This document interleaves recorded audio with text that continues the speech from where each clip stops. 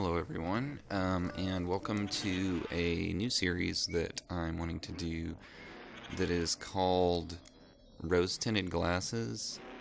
If you've been following me for a while, then you probably know that there's a series that I did called Why Games Matter, where I more or less try to talk about why I think games matter, or games that I think are interesting or important as far as, pushing the medium forward.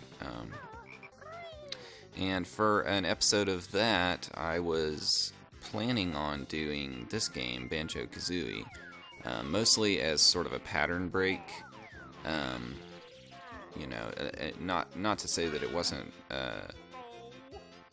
a game that I think matters necessarily, but in the sense that I felt like the two games that I had covered before were sort of fitting into a certain category of game, and I didn't know whether or not I wanted to follow up on that precedent. I kind of wanted to break out of that and do something a little different.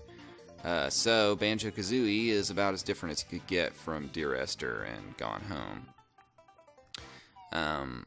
However, the thing is, I haven't played Banjo-Kazooie in a long time, and so I obviously have this conjecture that I think the game is good, right? Or else I wouldn't want to do an episode of Why Games Matter about it. But I played it a long time ago, and there is this common phenomenon that you call like rose-tinted glasses, where you look at something from your childhood or earlier in your life, and there's a certain level of nostalgia associated with it that may or may not cloud your actual judgment about the quality of the thing in question.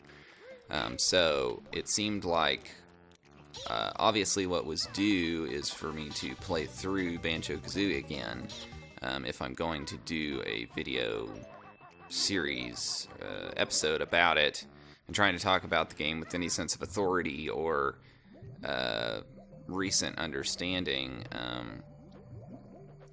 So essentially, I decided that I would, I don't know what you would say. It's not really kill two birds with one stone. I guess it is, in the sense that I need to have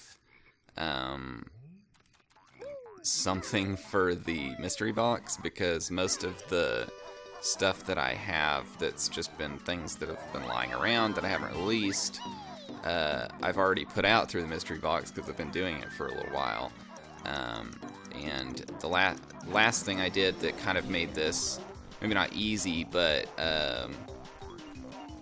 it was a relatively low amount of effort to having something every month, was that I did a playthrough series of Braid.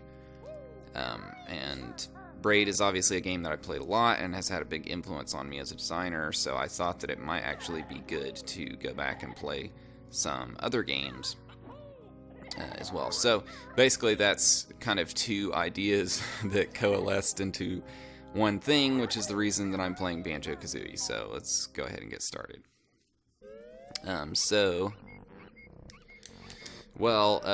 First thing is that the controller is not working, so I'm going to have to probably adjust some sort of setting here to get this to work properly, but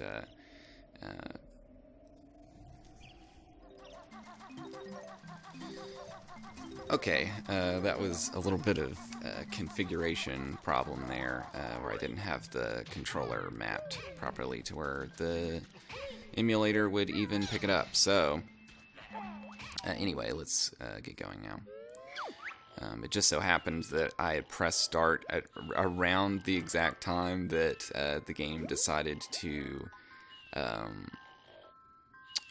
restart the whole intro and everything. Okay, so I guess I'm just gonna kind of talk about my thoughts about the game in general as we go along and everything. So of course the game has a file select screen, and immediately it does this in a way that is very creative, because you could do something that's just straightforward, just, okay, file 1, file 2, file 3, and that's sort of what it is, right? But you have these different setups with Banjo doing different things, and already the game shows that it has a lot of character to it, right? And you have the music that changes in the background as you pick between these different files. So you've got sort of the Game Boy version of it here, and then I don't know what you call that exactly, but this is obviously the lullaby version of it. So I think that is all well and good. The one thing I will say about the way the menu system works is that Z is set up to erase files, and that was very problematic on the Nintendo 64 controller because Z was very easy to press accidentally. So there was definitely an occasion where a fairly complete game was accidentally deleted by me. So bad design there, but otherwise, yes, very nice. So I guess we'll go ahead and start a file here.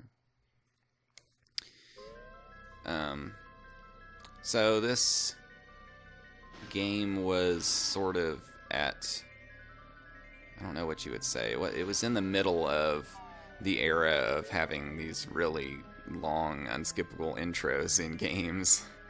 And I don't know that that's a great thing, exactly. It certainly, sets the tone for the game in some ways. You introduce Gruntilda, and the fact that the game has immediately got her picking her nose, so so there's a lack of self-seriousness about the game, certainly.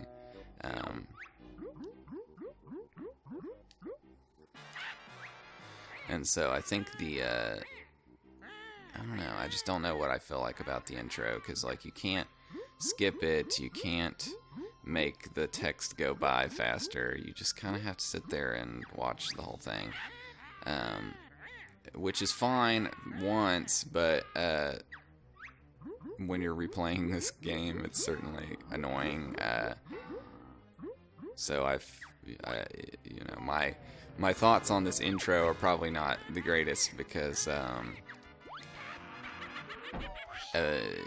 all the times that you replay the game, you may not finish the game, but you probably always watch this intro, and it's a little aggravatingly long for something that you can't skip, that you have to watch at the start of the game.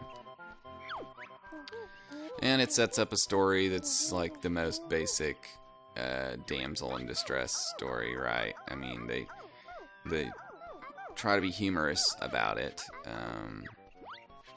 in the sense that, okay, well, she's kidnapped because she's more beautiful than Gruntilda, who is ugly witch or whatever. So it's, you don't expect you don't really expect depth of storytelling, I guess, for this kind of game, but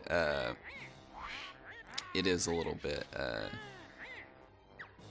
worth pointing out that it's kind of the most bare bones, MacGuffin, straightforward damsel in distress story thing going on, right?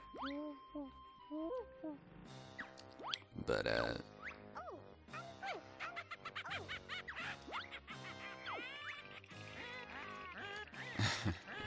they do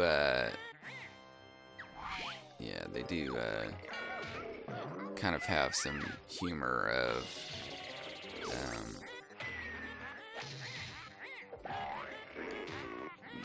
Banjo's complete obliviousness or whatever, right? Because he's asleep this whole time, and that's the only reason that she got captured, is because Banjo's asleep and Kazooie can't get out of her backpack.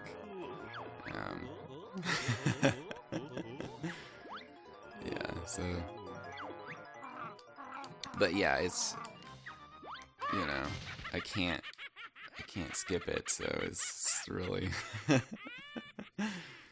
that's always the cardinal sin, right? Is unskippable intro.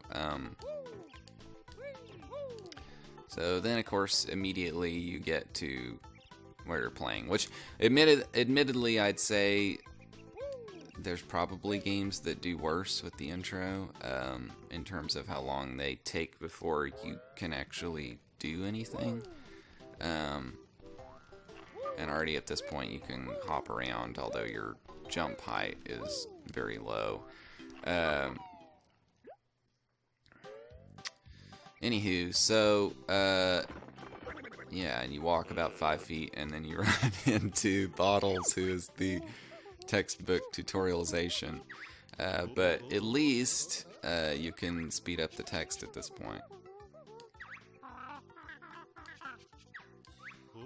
I find it kind of odd that Kazooie apparently has never been seen by Bottles. I don't know, even though Bottles is like living right here in the ground, I guess.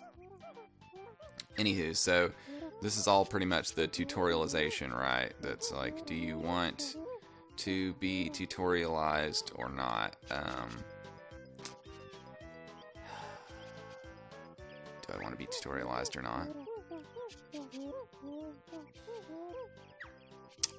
I'll go through the whole stupid tutorial, just because, I mean, what the hell? I don't usually do it, but, so basically, yeah, it's just like you talk to Bottles a bunch of times, and he unlocks your moveset and teaches you how to do things. Look at that pop in.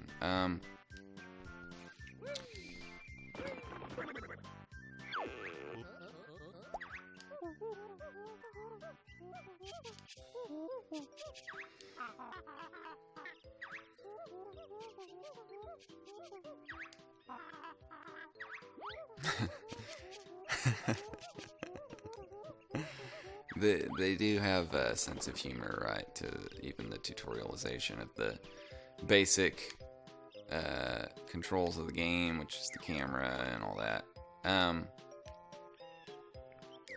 I do think that it's worth pointing out, because I've made this conjecture before about this game, in that I feel like it's a better version of Mario 64. Maybe not better version of Mario 64, but it is.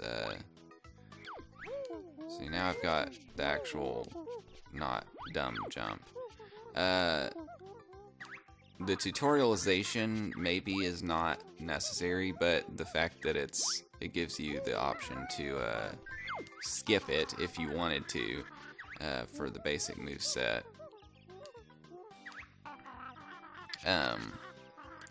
Is probably good, and certainly there's a lot of games now that don't give you that option at all. As far as skipping learning your basic moves, keep practicing, and then, you know, they give you either way, they give you like a place where you can test out your moves. But I feel like generally the thing in Mario 64 was never to limit you. Like, you're not limited in terms of your move set from the get-go. You always have those, right? I do think it's funny that they sort of have just this thing where everything that you pick up even has got googly eyes on it and talks to you to explain what it is.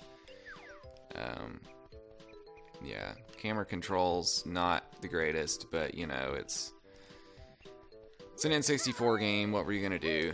You had the C buttons, and that was about it. So, but oh, one thing I was gonna say was just certainly at the time the graphics were very impressive, and I think even today it holds up pretty well as far as what it looks like. Now, of course, I'm playing it on emulator at higher resolution, right? So that certainly helps the look of things, but Oh yeah, I don't even know how to climb trees. But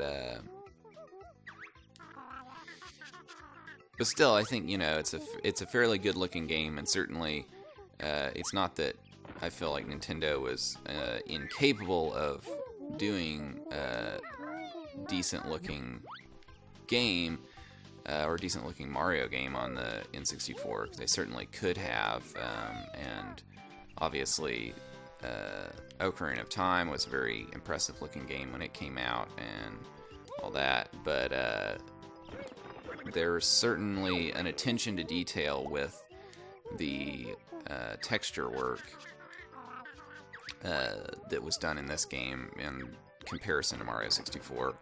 Or Mario 64 was very much just, oh yeah, they want me to do this, don't they? Oh, shoot. Yeah. Whereas Mario 64 just kind of had, like, photographic brick textures, and that was it, right?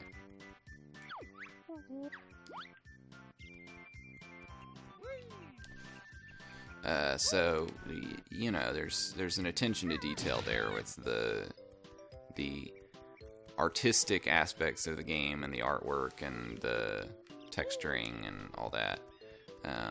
And whether or not you personally like the art style, it's certainly more technically of a technically accomplished game than Mario 64 was in a lot of ways. Even though obviously this game owes a great deal to Mario 64, and so it's always that question if you're comparing games between like the original thing, right, and something iterated on that.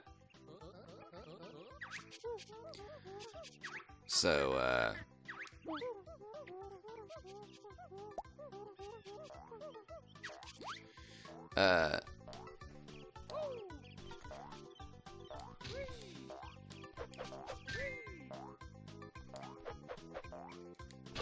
kill it. Okay. You never use that swipe, really.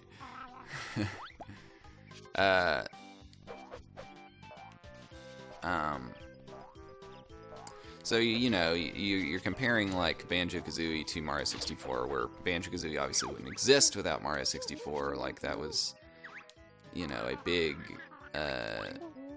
reason for the game being what it is, was that Mario 64 had come out, right? So it borrows a lot. There's certainly a lot of emphasis on a complex move set, on having sort of this open world thing that the game borrows a lot of, like the hub world with all its little sub worlds that you go off to. Structurally, it's I apologize if you hear a fly land on the microphone, because there has been a fly in here for, I don't know, days now, and I've not been able to deal with it, so if you hear any fly sound effects that are unusually realistic, that's because there's a fly that lands on the microphone occasionally. I don't know why it likes the microphone, it just seems to like that. Anyway, so I've learned my basic attacks at this point, right? So now I can go kill all of the carrots and stuff that have populated the landscape.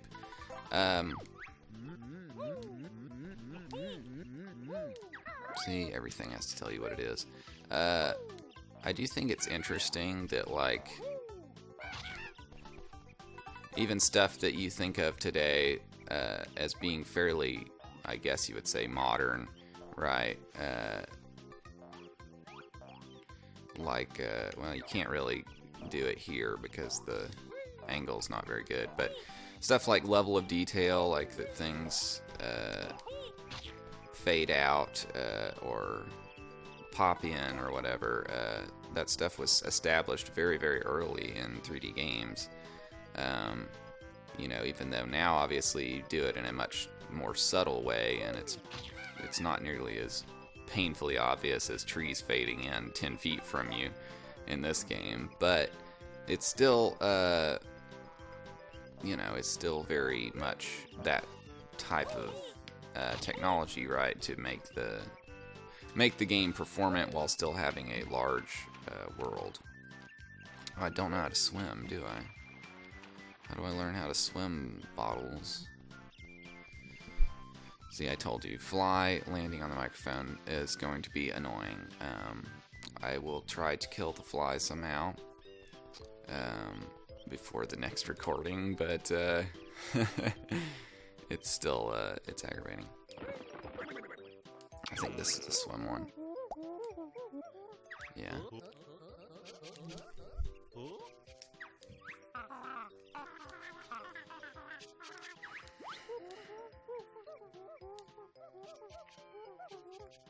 But, yeah, I don't know. I wonder about that kind of tutorialization that does this limiting of your moveset, where it's like you literally can't dive underwater until you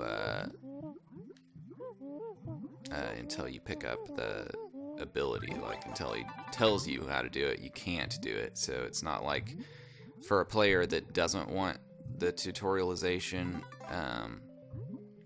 I don't know that that's what you would consider best, I mean, obviously, in some ways you have to look at the game as a product of its time, right? And that tutorialization was still fairly new at this point because you only were just now getting to the point that you had controllers that were complex enough that you couldn't just expect the player to guess the controls by pressing a bunch of different buttons and seeing what happened. I thought there was another honeycomb piece here, but maybe there isn't. And so, it's sort of a question of how you do that. There is some advanced stuff here in terms of the camera movement, so even though the camera's not always perfect, you do have this type of stuff where the camera is on a track, right, and tries to follow the player around a spiral mountain here, which is somewhat, complex for the time. And well done, right?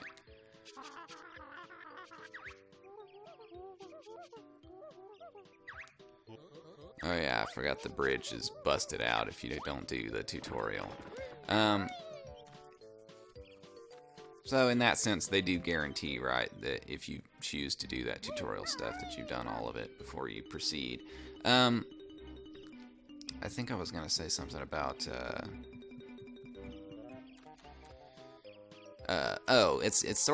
it's like always hard to know what to think about this game because it is, in a way, a product of its era, and it's also more or less, although we're seeing, I guess, some revival of the genre. I don't know if you call it revival, but resurrection or whatever. People are doing more, but this is more or less a dead genre at this point. The only person who does 3D platformers really is Nintendo with Mario games. So,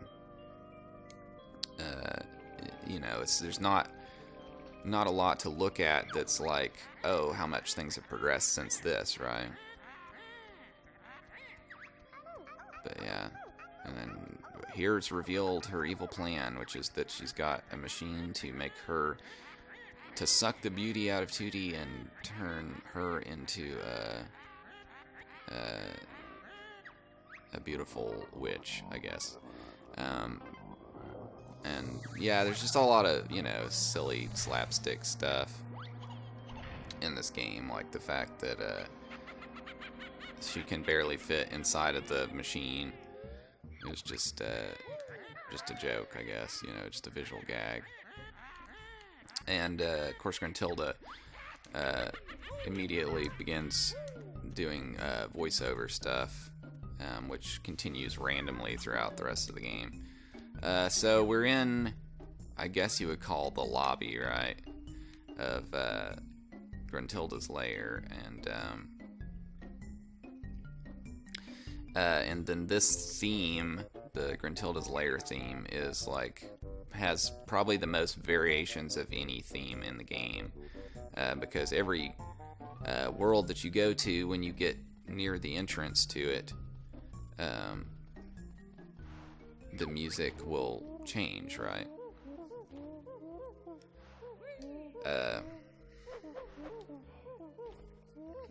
Yeah, of course, Bottles is here again to explain the game, right?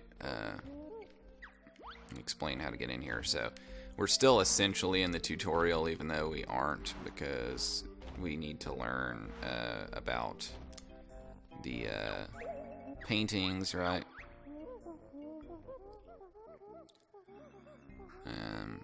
We get a little bit of contextual information, and probably way too much helping us out, frankly, but you know, maybe at the time this was hard to know what you should be doing here, and you know, it's a forcing function to make sure that you realize that you can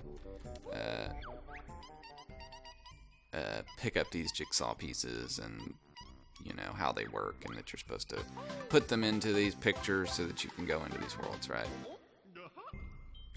And thus the collectathon begins.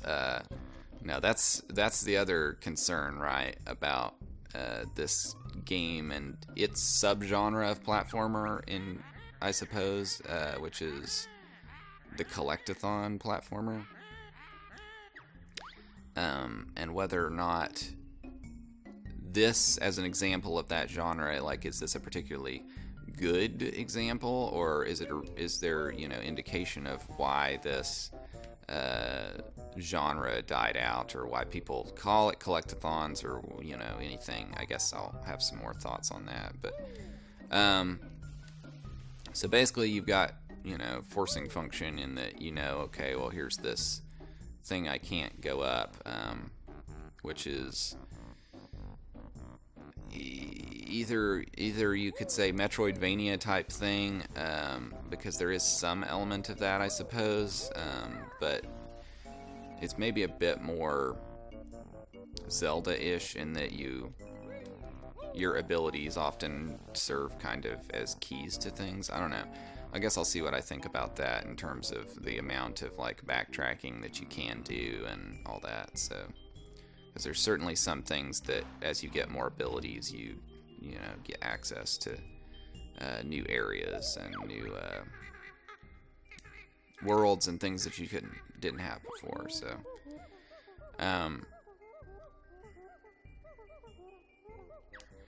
So, like, to start with, the jigsaw puzzle mechanic to open the worlds is not really that different, I suppose, than the mechanic in Mario 64, which was that you would get stars and you'd have to go through star doors, and then you could just jump into the painting, right? So there was nothing, once you had access to the actual painting of the world, that would prevent you from going in there, whereas this, they've kind of abstracted it out a little bit, I guess you'd say. But there also was nothing holding you back from getting in here. But I suppose there is later, so anyway, we'll get into that and go into the first world of the game, which is Mumbo's Mountain.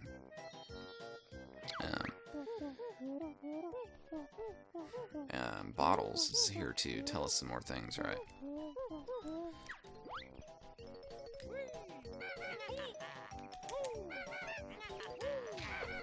But more or less, we're in the game proper, even though there's still things to learn, right? There's still tutorialization happening even in this first world.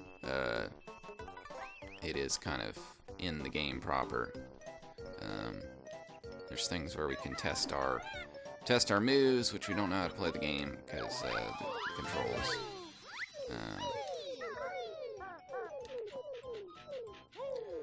So we rescue a Jinjo, and then we're rewarded by learning about collectibles. So this first world is really like the point of the overload on the the little things talking to you. But I think, at least for me, the fact that that's absurd makes up somewhat for the fact that there's just a lot of stuff that you find, right? And you don't have to find all of it at this point. Like, there's no real pressure. And you know, there's always the question about like collectible things in a game like this, right? Which is that you sort of are just putting them around randomly, right? Or you're hiding them, and so it's sort of a chore, right? But I think if it's done well, which I would perhaps conject that it is done well in this game, collectible things can just be a way to encourage exploration. Leave my honeycombs alone. Okay, so I guess they're trying to encourage us to break the thing. I know in the history of me playing this game, I spent a lot of time trying to figure out how to kill the bull. But you can't kill the bull, as far as I'm aware. You can knock him out temporarily. But you know, you have encouragement to explore due to notes, right? So the camera system is bad. That's definitely one that doesn't hold up. So because you have, you know, these trails of notes, it's like, okay, well, I'll just follow these notes up here and see where it goes. Now, that may or may not really be necessary. Certainly, there's a path anyway, and I'm likely to follow a path as not, right? And so I feel like, but I still feel like it's not bad because it's just a thing that you're sort of incentivizing the player to explore, and I guess you could say that's bad in the sense that it's a external incentive for something that should be interesting in and of itself, right? It's like, okay, I'm exploring around but I happen to find things, and like, does that make it better? But that's sort of, I don't know, like, you're discovering lots of different things as you go around. You're learning new moves here, you're getting, I don't know, it is a lot of things that you can collect, and I definitely wonder about that.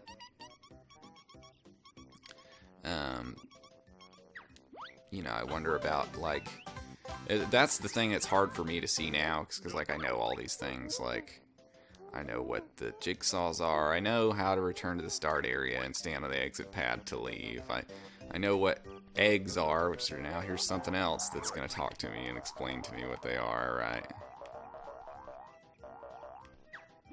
Yeah, so, or a mumbo token, here's something else that's going to tell us what it is.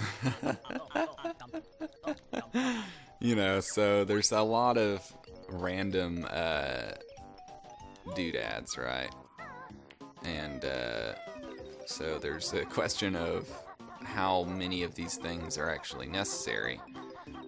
And if you compare to like a Mario game where you've got like, what, red coins and blue coins and mushrooms and caps and, okay, so you have a lot of stuff in there too, but I'm not sure that the game does as much of like explaining what everything does in a tutorialization, front heavy, text heavy type way. It's sort of a lot of times more like, oh yeah, this is where you learn to do the ground pound thing. The Beak Buster.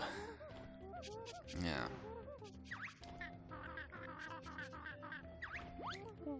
Get used to it. You'll be using it a lot. Yeah.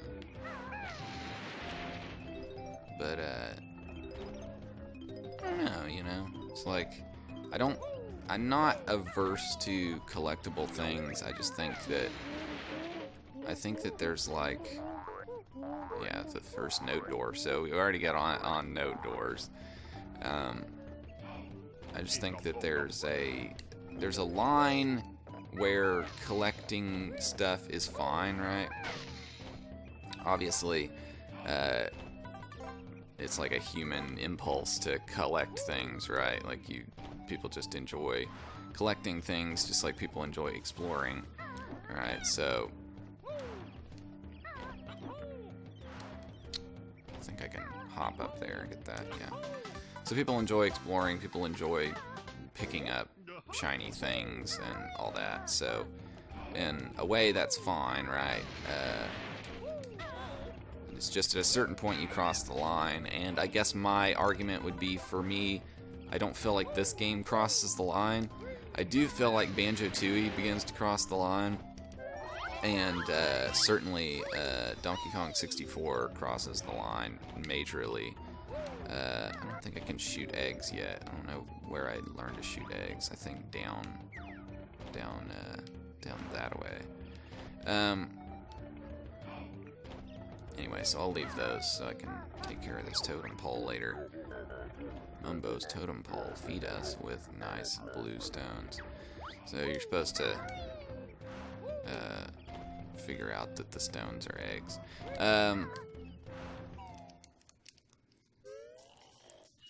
So I think... forget. Oh, yeah. I feel like this game, although it certainly has a lot of collecting, it doesn't get egregious.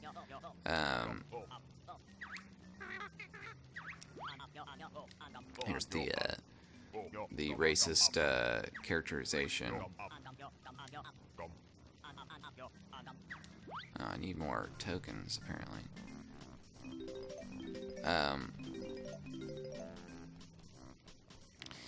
I think this game is not egregious in its collecting, and I guess it's probably important for me to qualify that as to what I think is egregious about, say, Donkey Kong 64. I feel like collecting things gets egregious when collecting feels like you have to go out of your way to do it to finish the game, and so it really ends up just being like padding out of the playtime of the game. So Donkey Kong 64 did that by having, like, I forget how many characters. He had like 4 characters or something, and each of those characters had different colored bananas that were littered around the world, like these notes, but only that character could collect them. So you'd have to go through each world 4 times with 4 different characters to collect the 4 different color bananas, because one of them couldn't collect it, right?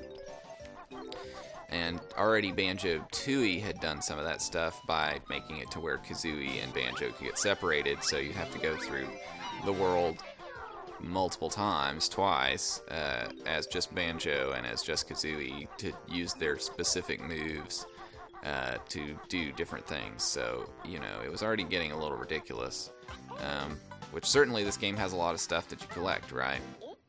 But at this point, you know, I'm still not even done exploring this world the first time, right? And so either I find that interesting to explore the world and see what's in the little nooks and crannies, or I don't.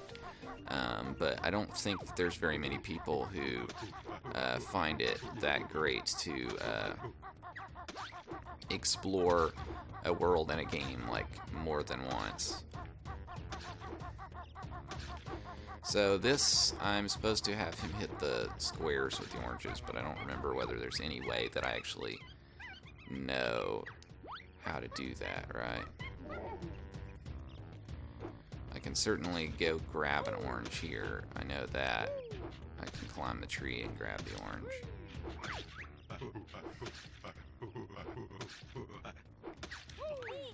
Ow. The orange talks to me. I think that's funny that they have the orange talk to you, because it's like, yeah, it's just a thing for this, so let's have the orange say, yum, oranges are nice. Yeah. Oh, fat bear and bird, yeah, so I still like the sort of tongue-in-cheek humor of the game.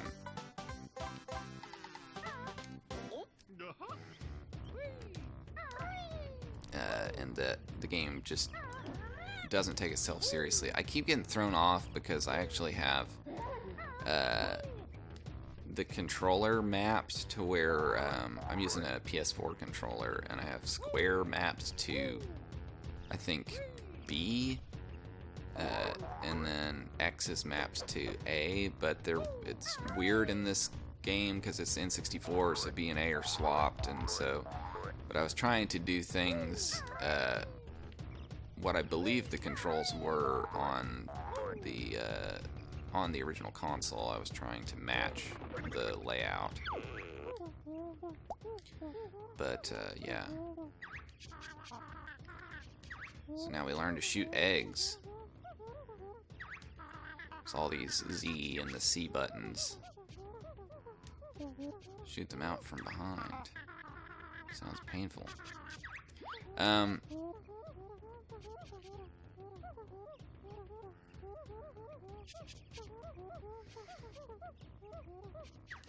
Yeah, I don't know necessarily that the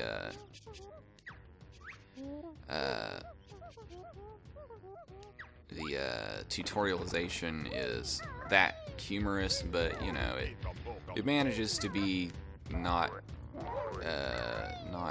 too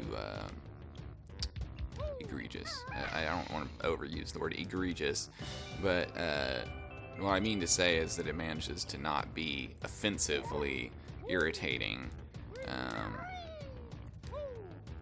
and it's not like one of those games where you die and then you have to view all that stuff again. I think you do get something for having him hit these, but I don't know what. Don't touch Conga's blocks, says Conga.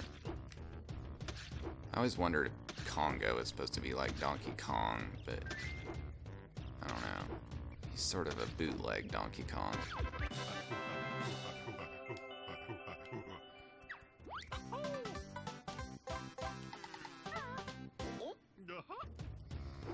But yeah, I don't know. I've sort of always liked how goofy the game is in a lot of ways, and how like it doesn't take itself that seriously, and everything's kind of silly, right? Be safe here. Yeah. Ow. Oh, almost fell off there. Oh, I gotta hit his core. So they're teaching me to aim, I suppose. And not get hit by oranges. I think that's the same sound that the camel says, or that makes in the desert, that oof sound.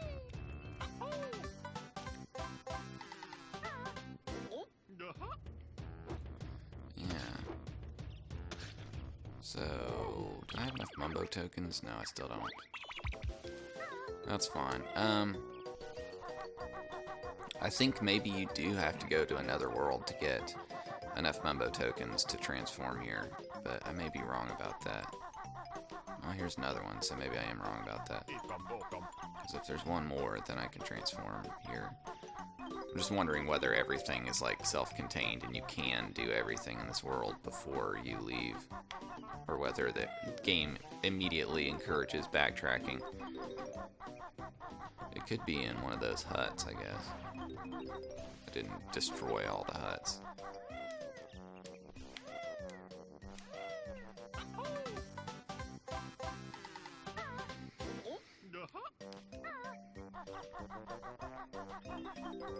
But yeah, you know, I don't know. I guess for me, I can't completely discount the amount of nostalgia factor involved in the game, right? Because I've obviously played the game a lot, and it's a game from my childhood, so it means a lot to me. And I don't know whether for younger people, if they sat down and played this game, whether they would like it or think that it was stupid. I don't remember whether I got the thing in there. But yeah, it's sort of possible to say how forgiving younger players would be of some of the things in this game that are maybe not the most modern game design sensibilities, but, you know, it is what it is. If you're gonna, you know, if you're gonna have,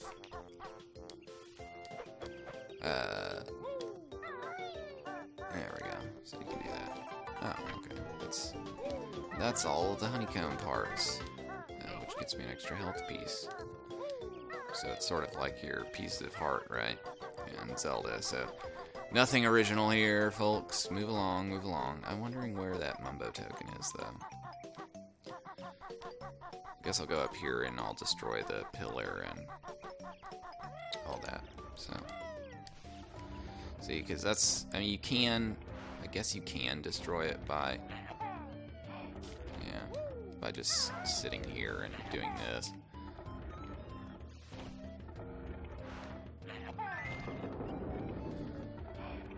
So you don't really need to have those huts there to, damn it. There we go.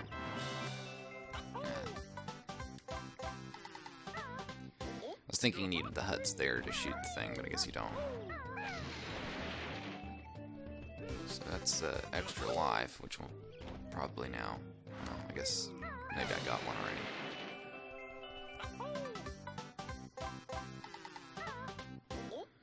So, I still don't have enough Mumbo tokens, so unless there's one in the termite mound, I don't think that there are enough in this world.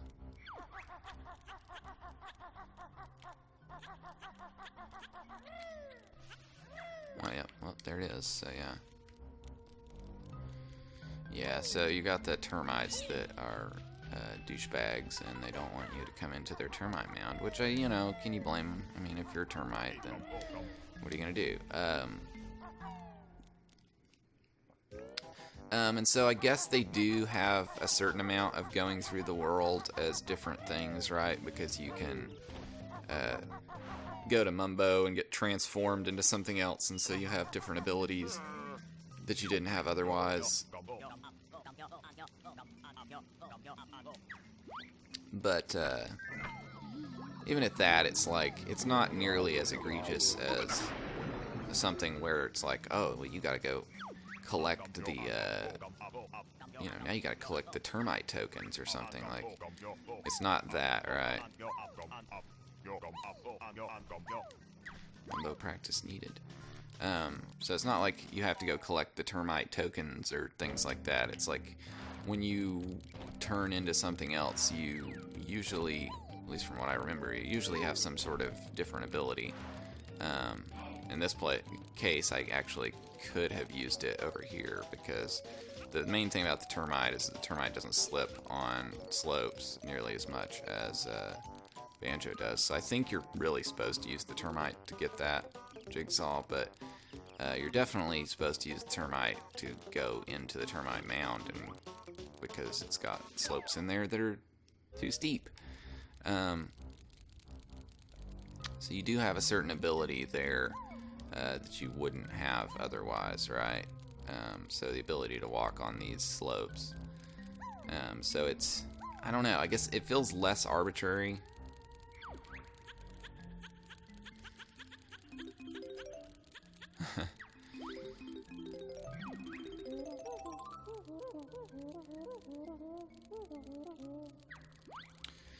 So you don't get 100 notes and then get a jigsaw piece.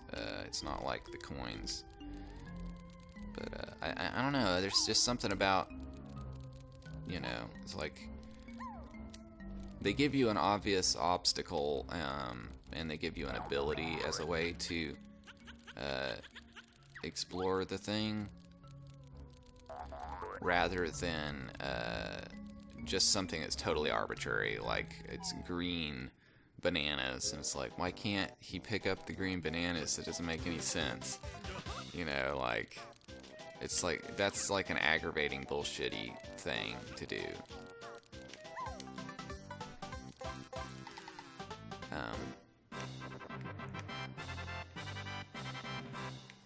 And it's still cool in this game that, like, you can get up to a high position, and it's you know, you can see the whole level from this one spot, which you could do in Mario 64, of course, but the levels were way less detailed in that game.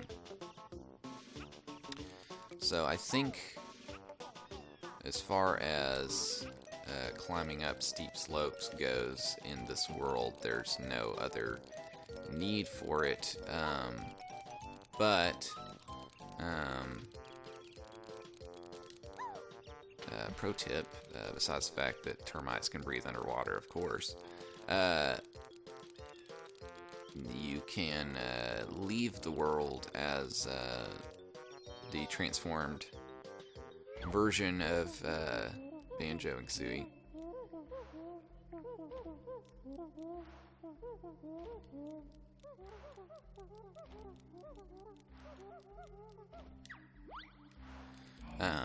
And here you need that to climb up this ridiculously steep slope to get another jigsaw piece. But if you wander off here, then the magic will dissipate, and then you turn back into your normal self. I don't know that there's ever a point that they teach you can do that. It's just kind of a thing that you have to try out, and eventually you realize that you can do that. Okay, so, well, yeah, so you can go up this slope now, obviously, that you have the Talon Trot, right? And we get to the 50-note door. And I think that's probably about as good a time as any to cut off this video, and next time we'll go through the 50-note door and explore Treasure Trove Cove, and which is one of my favorite worlds in the game, and keep trying to make up our mind on what we think about this game. So thanks for joining me, and I will see you all next time.